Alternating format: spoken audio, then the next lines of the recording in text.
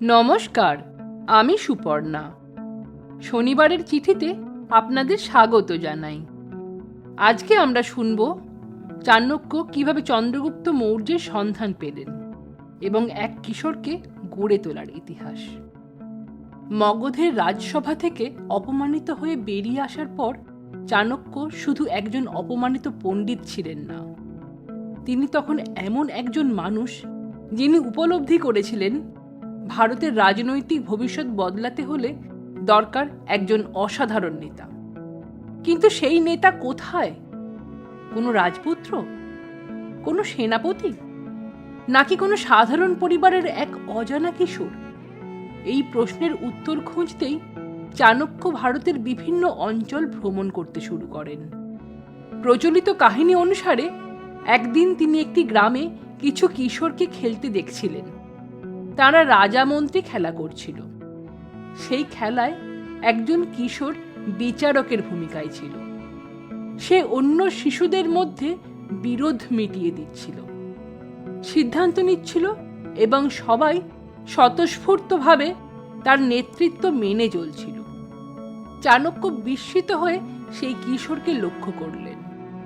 তার মধ্যে ছিল আত্মবিশ্বাস, তীক্ষ্ণ বুদ্ধি, সাহস এবং নেতৃত্বের এক স্বাভাবিক ক্ষমতা। সেই কিশোরের নাম চন্দ্রগুপ্ত। তবে এখানেও একটি বিষয় উল্লেখ করা জরুরি।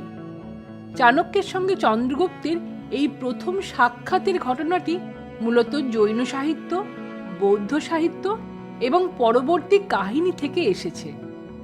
সমসাময়িক কোনো ঐতিহাসিক দলিলে এই ঘটনার বিস্তারিত বিবরণ পাওয়া যায় না। তবে অধিকাংশ ঐতিহ্যই একমত যে চাণক্যই ছিলেন চন্দ্রগুপ্তের প্রধান শিক্ষক এবং রাজনৈতিক পথপ্রদর্শক। চাণক্য খুব দ্রুত বুঝতে পারলেন এই কিশোরের মধ্যে এমন এক সম্ভাবনা রয়েছে যা সঠিক শিক্ষা ও প্রশিক্ষণ পেলে একদিন ইতিহাস বদলে দিতে পারে। তিনি চন্দ্রগুপ্তকে নিজের তত্ত্বাবধানে নিয়ে আসেন। এরপর শুরু হয় এক দীর্ঘ এবং কঠোর প্রস্তুতি।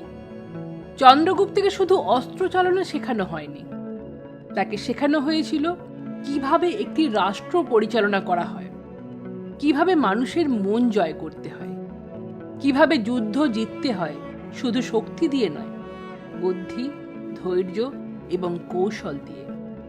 তক্ষশিলায় অথবা চাণক্যের তত্ত্বাবধানে তিনি শিক্ষা লাভ করেন, এমনটাই বিভিন্ন ঐতিহাসিক ঐতিহ্যে উল্লেখ রয়েছে। তিনি অধ্যয়ন করেন রাষ্ট্রনীতি, কূটনীতি, অর্থনীতি, আইন, ইতিহাস, ভূগোল, সামরিক কৌশল, অশ্বচালনা, তরবারি চালনা, ধনুর্বিদ্যা, হাতি ও অশ্ববাহিনী পরিচালনা এবং দুর্গ প্রতিরক্ষা। চাণক্যের শিক্ষা ছিল বাস্তব ভিত্তিক। তিনি বিশ্বাস করতেন যে রাজা শুধু যুদ্ধ করতে জানে সে দীর্ঘদিন রাজ্য শাসন করতে পারে না, আর যে রাজা শুধু বই পড়ে কিন্তু বাস্তবতা বোঝে না সেও একজন সফল শাসক হতে পারে না। তাই তিনি চন্দ্রগুপ্তকে নিয়ে বিভিন্ন রাজপদে ঘুরেছেন, সাধারণ মানুষের জীবন দেখিয়েছেন, বাজার, কৃষি, কর ব্যবস্থা, প্রশাসন এবং সেনাবাহিনীর কার্যক্রম পর্যবেক্ষণ করিয়েছেন। এমন বর্ণনা বিভিন্ন ঐতিহ্যে পাওয়া যায়। ধীরে ধীরে চন্দ্রগুপ্তের মধ্যে একজন ভবিষ্যৎ সম্রাটের গুণাবলী বিকশিত হতে শুরু করে। তিনি শিখলেন কখন যুদ্ধ করতে হয়, কখন শান্তি চুক্তি করতে হয়, কখন কঠোর হতে হয়, আর কখন সাধারণ মানুষের পাশে দাঁড়াতে হয়। চাণক্যের কাছে নেতৃত্ব মানে শুধু ক্ষমতা নয়, নেতৃত্ব মানে ছিল দূরদর্শিতা, আত্মসংযম, ন্যায় বিচার এবং রাষ্ট্রের প্রতি নিঃস্বার্থ দায়িত্ববোধ। বছরের পর বছর ধরে এই কঠোর প্রশিক্ষণের পর চাণক্য নিশ্চিত হলেন তিনি তার কাঙ্ক্ষিত নেতাকে খুঁজে পেয়েছেন। এখন সময় এসেছে পরবর্তী পদক্ষেপের। কিন্তু একটি বিশাল সাম্রাজ্যকে পরাজিত করা এত সহজ ছিল না। মগধের নন্দ সাম্রাজ্যের ছিল অসংখ্য সৈন্য, বিপুল ধনসম্পদ এবং শক্তিশালী দুর্গ। অন্যদিকে চাণক্য এবং চন্দ্রগুপ্তের হাতে ছিল না কোনো বিশাল সেনাবাহিনী, শুধু ছিল একটি সুদূর প্রসারী পরিকল্পনা, অদম্য ধৈর্য এবং ভারতকে একত্রিত করার স্বপ্ন। সেই স্বপ্নই খুব শীঘ্রই জন্ম দেবে ভারতের ইতিহাসের প্রথম মহান সাম্রাজ্য, মৌর্য সাম্রাজ্য। পরবর্তী অধ্যায়ে আমরা দেখব কিভাবে চাণক্য ও চন্দ্রগুপ্ত ধাপে ধাপে নন্দ সাম্রাজ্যের বিরুদ্ধে সংগ্রাম শুরু করলেন এবং কিভাবে প্রতিষ্ঠিত হলো ভারতীয় ইতিহাসের এক নতুন যুগ। আজকের পর্ব এখানেই শেষ হলো। আশা করি আপনাদের সকলের ভালো লেগেছে।